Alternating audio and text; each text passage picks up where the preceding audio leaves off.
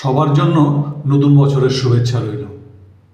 আজ আমি আমার লেখা একটি কবিতা পড়ে শোনাচ্ছি। কবিতাটির নাম পাগলা ঘোড়া।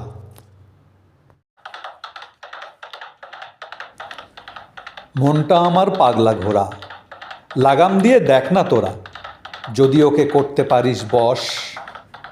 এদিক সেদিক বেড়ায় ছুটে, দেখ না বাঁধন ফেলছে টুটে, চাবুক দিয়ে কষ। দেখ না যদি পারিস তোরা করতে ওকে বশ। যাসনে ওরে এদিক সেদিক, যুগের হাওয়া বড্ড বেঠি, সামাল করে চল। যোগ বিয়োগের অঙ্ক জানিস, গরম থলের হিসেব মানিস, সঠিক করে বল। ছুটিস না তুই মোহের ঘোরে, রক্ত করে জল।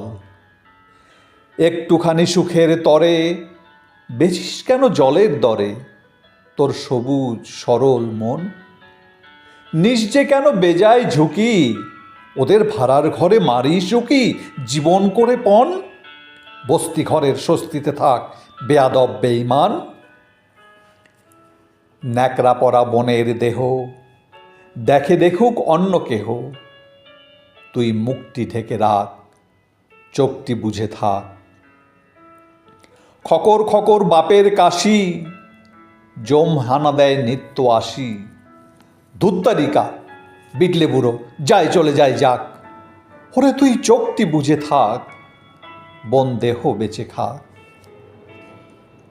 সেদ্ধ ভাতে বেগুন পোড়া, একটুখানি লবণ ছড়া, লঙ্কা মেখে খাস। মাখন পনির পাও পকোড়া, মোড়ের মাথায় অনেক দূরে কেমন করে পাস? বড্ড নোলা কপাল পোড়া, আমার মাথা খাস। মনের মাঝে পুলক জাগে, ওহ কি যে দারুণ লাগে। ওই তো আমার সুরঞ্জনা ফ্ল্যাট বাড়িতে থাকে। ওহো হো বড্ড বকিস, ওদের কোনো হিসেব রাখিস? মাসের শেষে ব্যাংকে কত রাখে?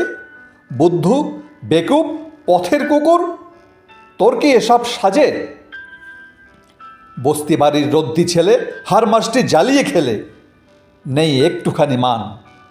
তোর মুক্তি থেকে রাখ, চোখটি বুঝে থাক, বন্ধ রাখিস কান। তুই বস্তি ঘরের স্বস্তিতে থাক বেয়াদব বেঈমান। নমস্কার।